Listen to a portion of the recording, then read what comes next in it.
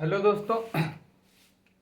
तो PYQ के session को हम आगे बढ़ाते हुए सोल्यूशन चैप्टर के PYQ को हम करेंगे आज डिस्कस तुम्हारे साथ। तो चलो आओ आज बल्ले बल्ले करें।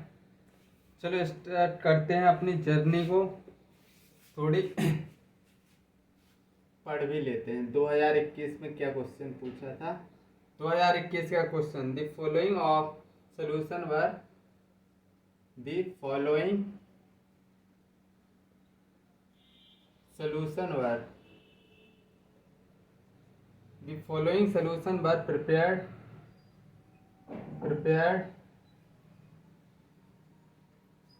by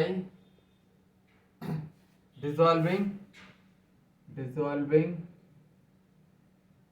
10 gram of glucose और ग्लूकोज का फॉर्मूला दिया है C6H12O6 in 2250 ml of water. इसका ऑस्मोटिक प्रेशर P1 दे दिया है। और दूसरी इंफॉर्मेशन 10 ग्राम ऑफ यूरिया का फॉर्मूला है CH4N2O in 250 ml of water. इसको भी 250 ml ऑफ वाटर में मिलाया है। इसका ऑस्मोटिक प्रेशर दिया है P2। और तीसरी कहानी क्या दी है, and 10 gram of sucrose. 10 gram of sucrose का फॉर्मूला है C12H22O11 in 250 ml of water. और इसका ऑस्मोटिक प्रेशर दे दिया है P3। The right option for decreasing order of osmotic pressure. The right option for decreasing order of osmotic pressure. चलो करो इस question को, बड़ा मजेदार क्वेश्चन है। पहला P3 P1 P2, B option P2 P1 P3, third option P1 P2 P3, fourth option P2 P3 P1। अब इसको हमको टैकल कैसे करना है, देखो 10 gram of glucose 250 ml of water. सबसे पहले ऑस्मोटिक प्रेशर पूछा है, राइट। ऑस्मोटिक प्रेशर का फॉर्मूला क्या होता है, ऑस्मोटिक प्रेशर पाई से डिनोट करते हैं, CRT होता है। CRT क्या है, मोलरिटी। तो देखो following solution were prepared by dissolving 10 gram of glucose 250 ml of water में, और 10 ग्राम यूरिया किसमें 250 ml ऑफ वाटर में, 10 ग्राम सुक्रोज 250 ml वाटर में। उसका ऑस्मोटिक प्रेशर पूछा है अपन से। ऑस्मोटिक प्रेशर पूछा है तो ऑस्मोटिक प्रेशर का फॉर्मूला होता है CRT। मतलब ऑस्मोटिक प्रेशर किसके डायरेक्टली प्रोपोर्शनल है, मोलरिटी के। RT को कांस्टेंट रखेंगे हम, किसके, मोलरिटी के बराबर है। और मोलरिटी का फॉर्मूला क्या होता है, मोलरिटी का फॉर्मूला बताओ। मोलरिटी का फॉर्मूला होता है number of mole of solute और वॉल्यूम ऑफ सोल्यूशन। अगर ml में ले रहे हैं तो 1000 क्या हो जाएगा, मल्टीप्लाई बाई 1000। तो देखो हमको मोल ऑफ सोल्यूट भी निकालना है। बेसिकली हमको मोल ऑफ सोल्यूट, क्योंकि ग्राम में दिया है, ग्राम में इंफॉर्मेशन दी है, तो मोल ऑफ सोल्यूट निकालना पड़ेगा हमको। तो चलो ऑस्मोटिक प्रेशर पहला देखते हैं।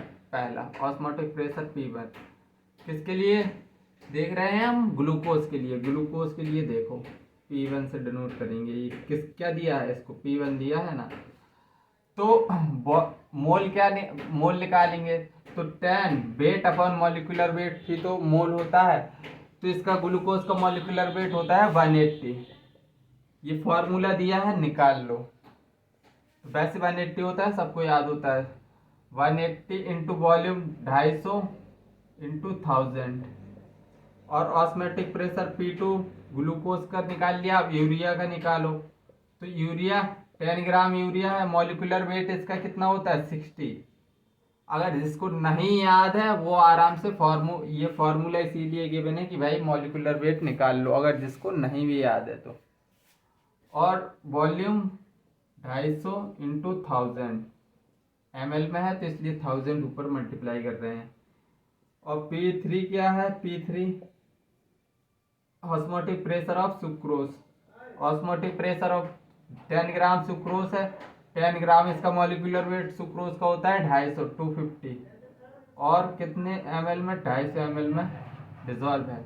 अब इसको हम सॉल्व करेंगे तीनों को, तो देखो 0 0 0 0 100 अपॉन 18 इंटू 25, 0 से 0 काट दो, 0 से 0, 100 अपॉन 6 इंटू 25, इधर 0 0 0 0 काट दो, 100 अपॉन 25 इंटू 25।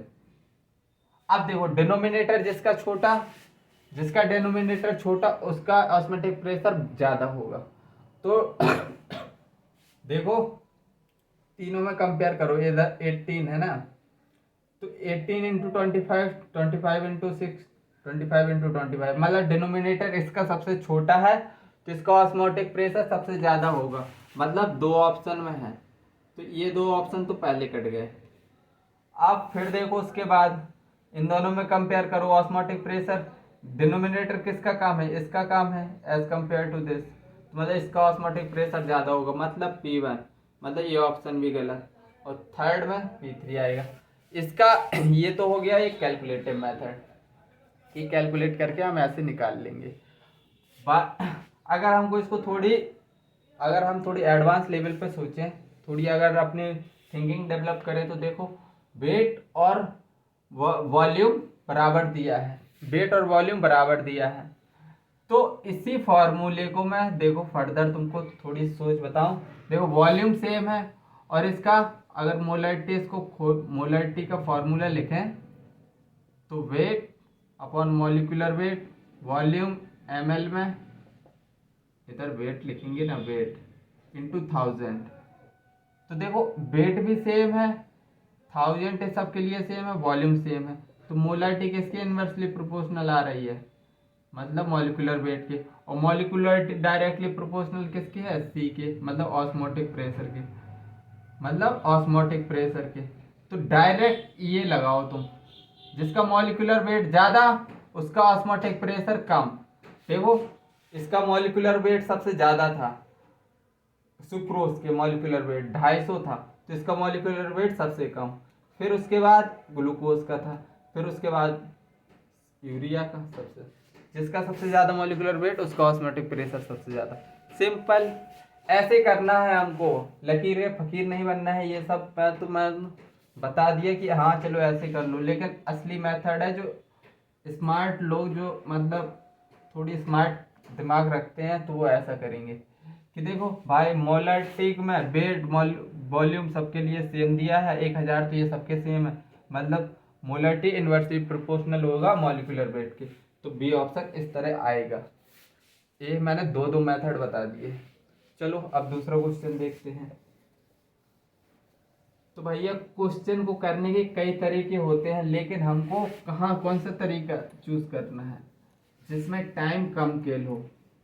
हालांकि क्वेश्चन कर ले जाओगे, लेकिन वही क्वेश्चन अगर तुम्हारा 20 सेकंड में हो रहा, उसी क्वेश्चन को तुम 5 मिनट दे रहे हो, तो इससे बड़ा गधा कोई नहीं हो सकता। चलो एक और क्वेश्चन करो। 2020 में क्या पूछ लिया है तुमसे, 2020 में, if 8 gram of a non-electrolyte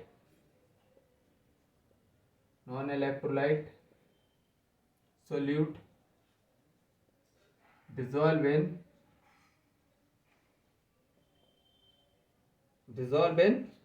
114 gram of n-octane to reduce its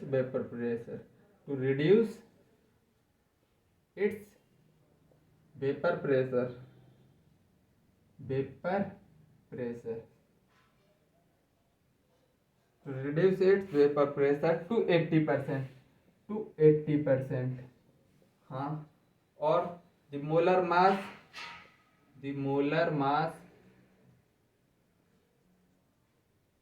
in gram per मोल कितना गिवन है ऑफ द सोल्यूट इज पूछा है तुमसे भाई, given that molar mass of n octane is 114 gram per mole, ये गिवन है। पहला option 20, second option 40, third option 60, fourth option 80। चलो करो, देखो इसमें क्या है क्वेश्चन को, 8 ग्राम नॉन इलेक्ट्रोलाइट सॉल्यूट हम मिला रहे हैं किसमें, 114 ग्राम ऑक्टेन में, मतलब सॉल्वेंट में। इट्स वेपर प्रेशर कितना डिक्रीज हो जा रहा है 80% में। मोलर मास ऑफ सॉल्यूट पूछा है, तो इधर हम relative lowering in vapour pressure वाला कंसेप्ट लगाएंगे। Relative lowering in vapour pressure का फॉर्मूला क्या था, P not vapour pressure of pure solvent minus P S vapour pressure of solution upon P not, और ये किसके बराबर होता है, मोल फ्रैक्शन ऑफ सॉल्यूट के। मोल फ्रैक्शन ऑफ सॉल्यूट कैसे लिखते हैं, n of solute plus n of solvent,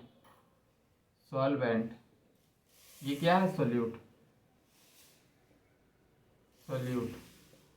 तो देखो बेसिकली ये राउट्स लॉ किस पे एप्लीकेबल होता है कि वेरी डाइल्यूट सोल्यूशन पे। कहाँ पर, वेरी डाइल्यूट सोल्यूशन पे, बहुत ज़्यादा डाइल्यूट सोल्यूशन होना चाहिए। देखो 114 ग्राम क्या है, एन ऑक्टेन, सॉल्वेंट कितना है 114 ग्राम, और उसमें सॉल्यूट कितना मिला रहे हो, ना के बराबर 8 ग्राम। तो क्या मैं इसको एन सॉल्वेंट और एन सॉल्यूट की जगह एन सॉल्यूट को क्या मैं निगलेक्ट कर सकता हूँ इधर से, बिल्कुल करूँगा, ऑब्वियस सी बात है, बिल्कुल कर दूंगा। अब देखो पी नॉट इनिशियली हम मान लो कि 100% था, उसमें से 80% गायब हो रहा, मतलब वेपर प्रेशर रिड्यूस हो रहा है। अगर किसी भी मतलब सॉल्वेंट में तुम नॉन इलेक्ट्रोलाइट मिलाओगे तो राउट्स लॉ क्या बोलता है कि उसका वेपर प्रेशर कम हो जाता है, मतलब अब जितने वेपर्स पहले बन रहे थे उतने नहीं बनेंगे। तो इनिशियली जैसे 100% था इसका vapour pressure of pure solvent, तो वेपर प्रेशर ऑफ सोल्यूशन कितना रिड्यूस हो गया 80% से, मतलब 80 अपॉन 100। और एन सॉल्यूट को क्या लिख सकता हूँ, weight of solute A, weight of A लिखो, वेट ऑफ ए सॉल्यूट के लिए है, मॉलिक्यूलर वेट ऑफ ए, और मोल ऑफ सॉल्वेंट, तो इसको वेट की फॉर्म में, क्योंकि ग्राम के बिन है, वेट ऑफ बी, सॉल्वेंट के लिए बी यूज कर रहा हूँ, मॉलिक्यूलर वेट ऑफ बी। बस इसको सॉल्व कर लो, इधर से आएगा 20 अपॉन 100 मतलब 1/5 is equal to weight of non मतलब सॉल्यूट कितना गिवन है 8 ग्राम, और मॉलिक्यूलर वेट पूछा है ए का, मॉलिक्यूलर वेट ए का पूछा है, और मॉलिक्यूलर वेट ऑफ सॉल्वेंट कितना है 114 ग्राम, और इसका मॉलिक्यूलर वेट कितना गिवन है, वेट भी 114, मॉलिक्यूलर वेट भी 114, मतलब ये तो कट जाएंगे। अब मॉलिक्यूलर वेट ऑफ ए को इधर लाओ, मॉलिक्यूलर वेट ऑफ ए 8 से 5 ऊपर चला जाएगा, मतलब 8 × 40, ऐसे निकालना है 40, 20 सेकेंड ऑप्शन। तो इसमें क्या था, एक बात सोचने की थी, इधर थोड़ी दिमाग क्या लगाना था कि routes law very dilute solution के लिए एप्लीकेबल होता है। तो 114 ग्राम में तुम यार 8 ग्राम डाल रहे हो, तो इसको निगलेक्ट कर दो ना, तो कैलकुलेशन भी इजी हो जाएगी, इधर से तुम्हारी कैलकुलेशन इजी हो जाएगी बहुत ज़्यादा। ठीक है, तो ये हमारा आंसर है। चलो दूसरा क्वेश्चन करते हैं।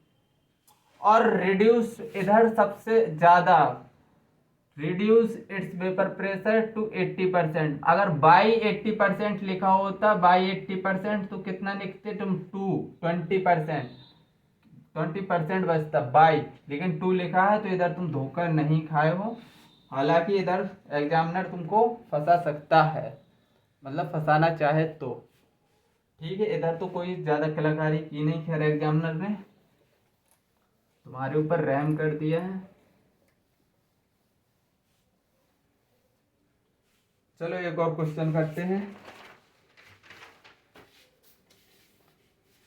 क्वेश्चन क्या है? Which of the following statement is correct? Statement is correct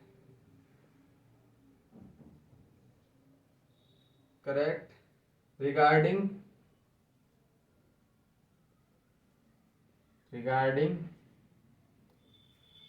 a solution of two component, a solution of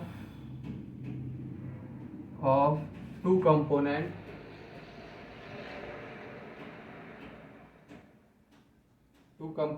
A and B, और exhibit क्या? Positive deviation from ideal solution. Positive deviation from ideal behavior.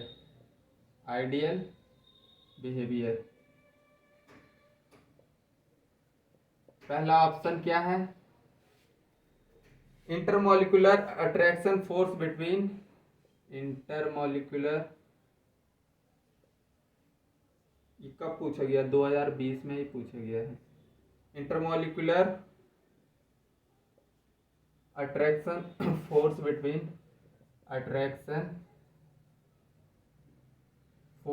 Between AA and BB are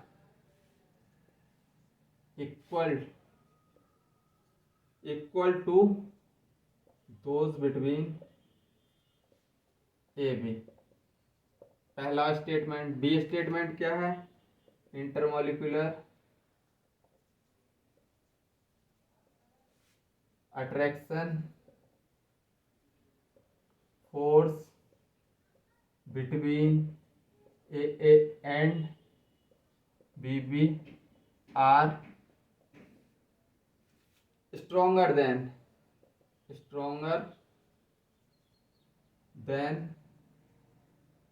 those AB। C option. Delta mixing enthalpy, delta mixing H कितना है? 0 at constant temperature and pressure.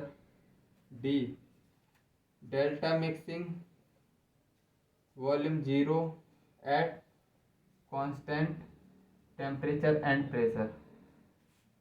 अब बताओ इसमें तुमको क्या देखना है? देखो ये बेसिकली क्या है? Statement regard exhibit positive deviation.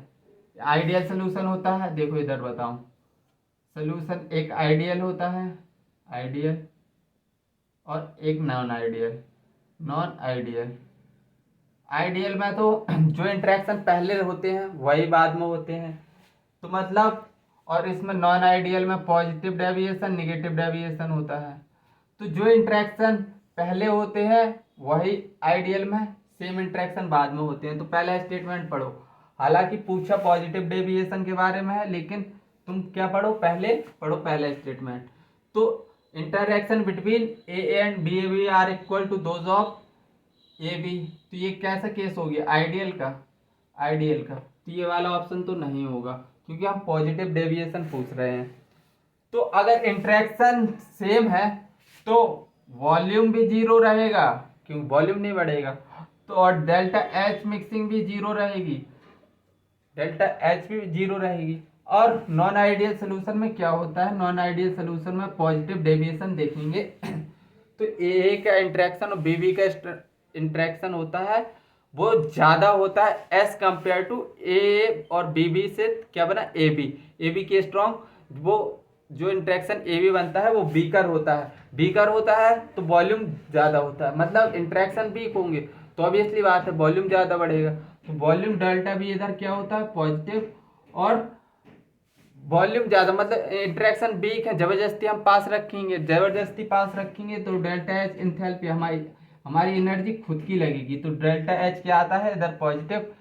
और नॉन आइडियल में नेगेटिव डेविएशन क्या होता है, नेगेटिव डेविएशन में जो डिजायर्ड प्रोडक्ट ए बी बनता है, ए और बी बी से, ए और बी बी से जो ए बी बनता है वो ज़्यादा स्ट्रोंगर होता है, उसके इंट्रैक्शन ज़्यादा स्ट्रोंगर होते हैं, तो वॉल्यूम क्या होता है उधर डिक्रीज हो जाता है, क्योंकि इंट्रैक्शन क्या पहले की अपेक्षा अब ज़्यादा स्ट्रोंग बन गए हैं।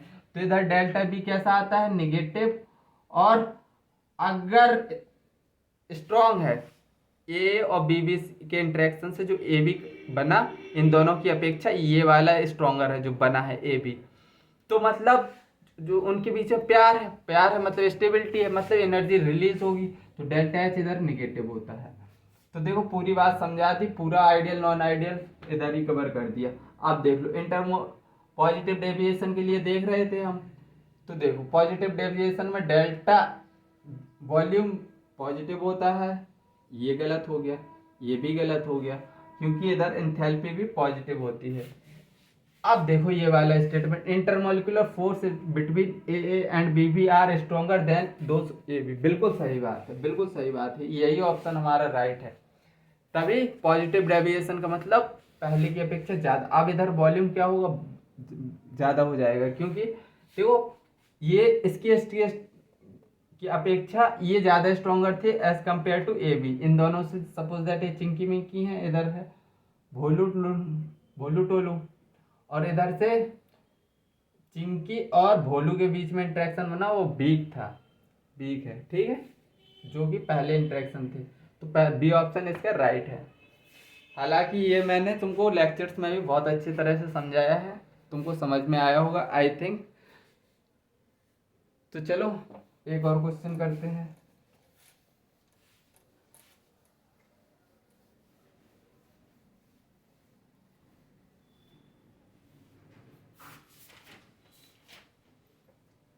अच्छा सा क्वेश्चन एक और देख लो।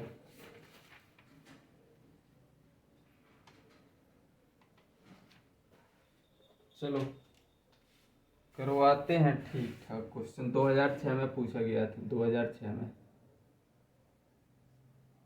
1.00 gram of a non electrolyte solute,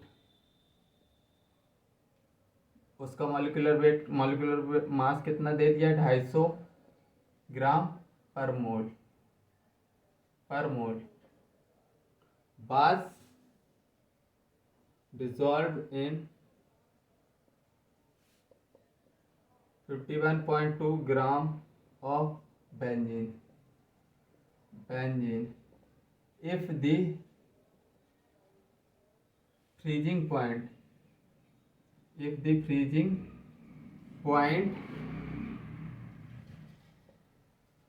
constant Kf of benzene is 5.12 Kelvin kg per mole, the freezing point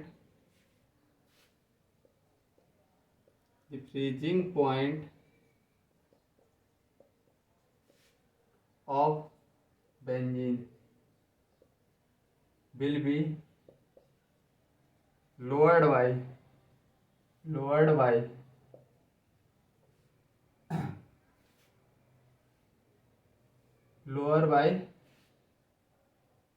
पहला ऑप्शन है 0.2 केल्विन, सेकंड ऑप्शन है 0.4 केल्विन, सी ऑप्शन है third option 0.3 kelvin, fourth option है 0.5 kelvin. बताओ तो क्या दिया है, क्वेश्चन पढ़ो। नॉन इलेक्ट्रोलाइट दे दिया, मॉलिक्यूलर वेट दे दिया है, और बाय डिसॉल्व इन इतने gram benzene if the freezing point of KF दे दिया है, तो freezing point of benzene will be lowered by मतलब डेल्टा टीवी पूछा है हमसे, फाइनली हमसे पूछा क्या है डेल्टा टीवी। डेल्टा टीवी का फॉर्मूला क्या होता है, डेल्टा टीवी आई के डेल्टा टी एफ पूछा है, आई के एफ इंटू मोलैलिटी, मोलैलिटी नहीं, इधर मोलैलिटी है। तो आई है, पहली बात नॉन इलेक्ट्रोलाइट पहले लिख दिया, तो आई तो 1 रहेगा। के एफ की वैल्यू कितनी दी है 5.12।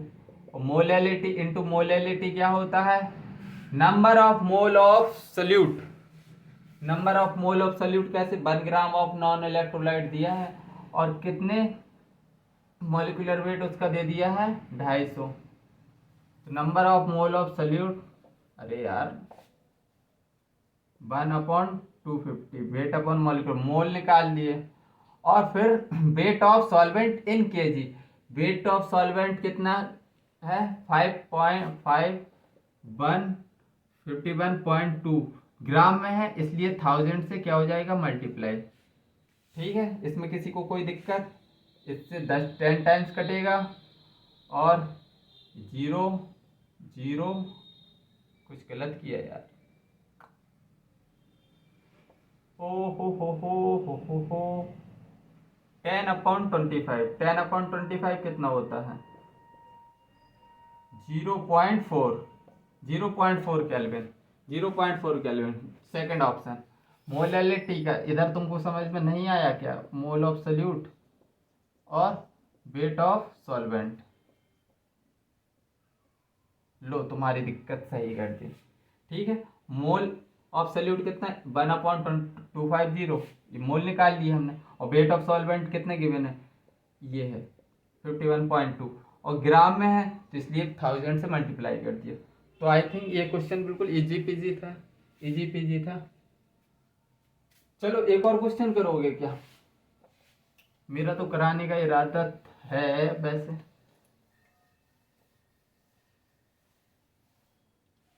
चलो कर लो, हटाओ, जो होगा देखा जाएगा। 2006 में एक और क्वेश्चन आया है, क्योंकि इस पर हमने क्वेश्चन नहीं किए थे ऑस्मोसिस पर, ड्यूरिंग ऑस्मोसिस, और ये कंफ्यूजिंग है थोड़ी। During osmosis flow of water through a semi permeable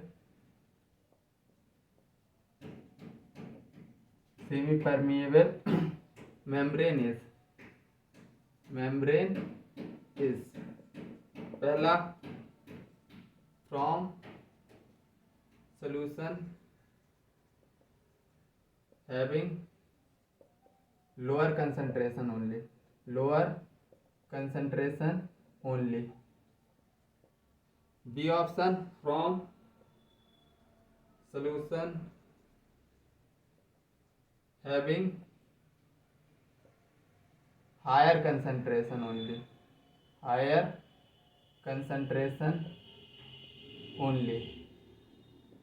C from both side of semi-permeable membrane, from both side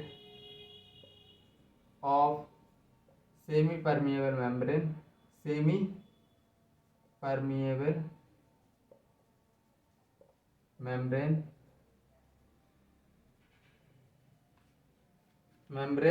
with equal flow rates. D option from both side of semi-permeable membrane with unequal flow rate, from both side of semi-permeable membrane with unequal flow rate,